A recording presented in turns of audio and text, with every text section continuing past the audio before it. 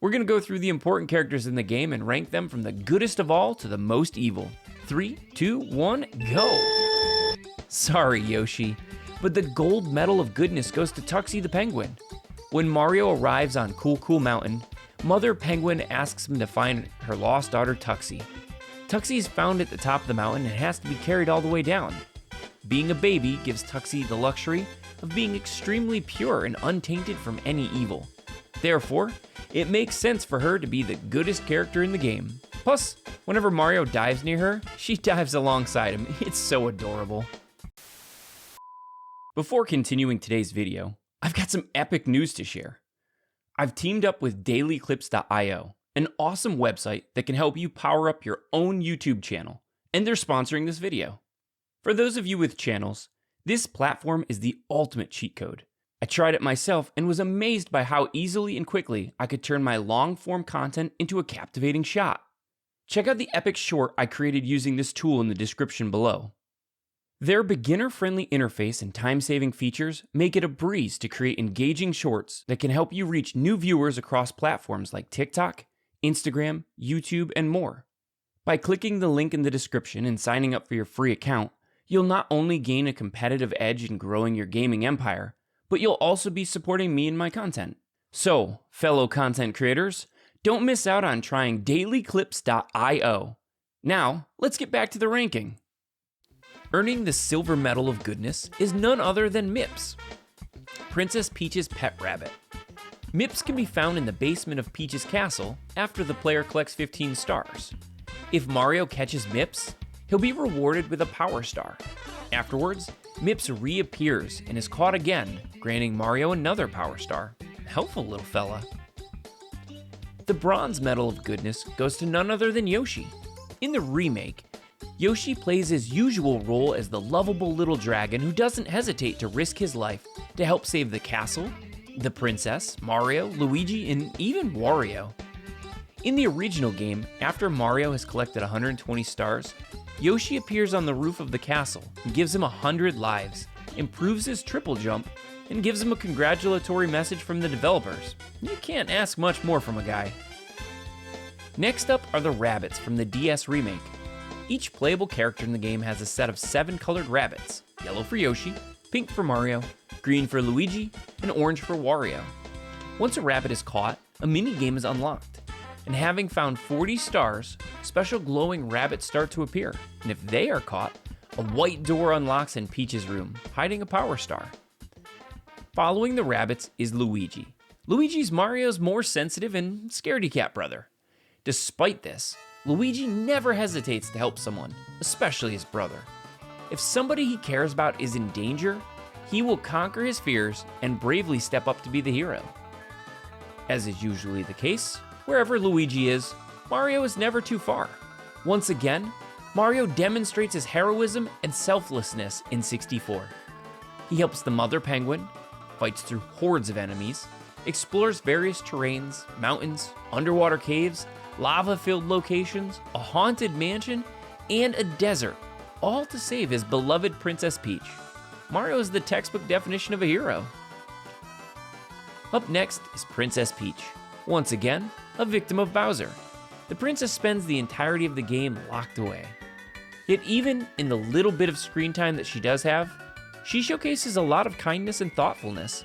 I mean, the entire story starts with her inviting Mario over to eat a cake that she baked. She's also hidden 2 memos to help Mario in her own way. The first is in the Princess Secret Slide, in which she essentially explains that Mario has to go through the paintings to retrieve the stars that Bowser has stolen.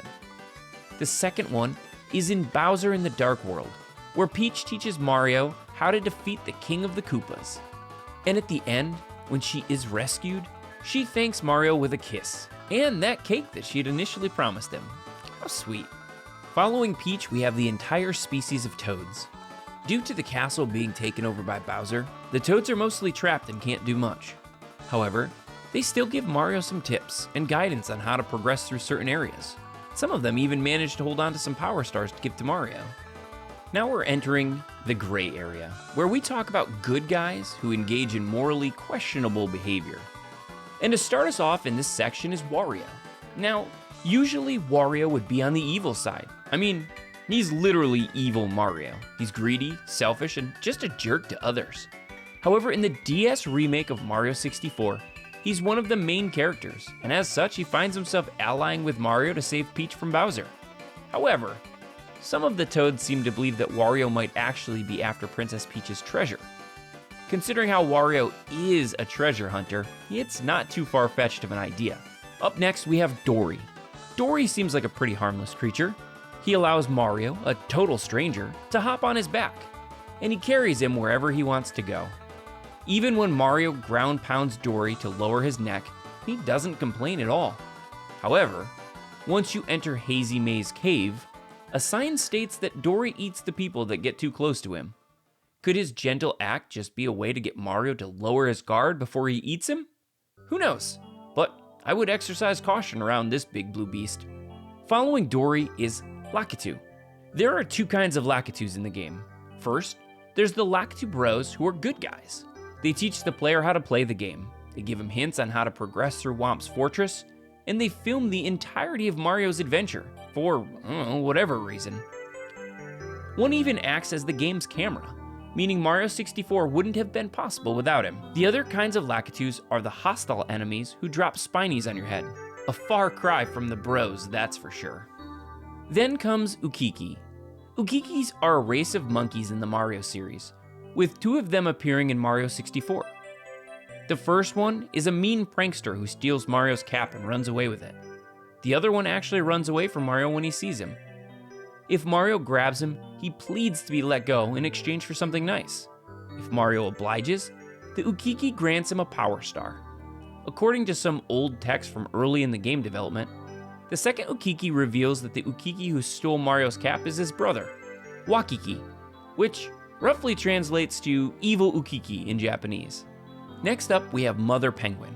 Mother Penguin cares a lot for her child, and she's willing to ask a complete stranger to help her find it. Not only that, if Mario brings her another penguin, she instantly recognizes that it's not her daughter, stating that it looks nothing like her. She also gives Mario a Power Star for his troubles. The Mother Penguin's love does seem to have a limit, however, because if Mario holds the baby penguin after rescuing her, her mother gives the plumber a hostile look, as is expected. But do it far enough, and she won't even mind if you throw her daughter into the void. Ruthless. After Mother Penguin is the fan favorite Koopa the Quick, a Koopa addicted to challenging Mario at races.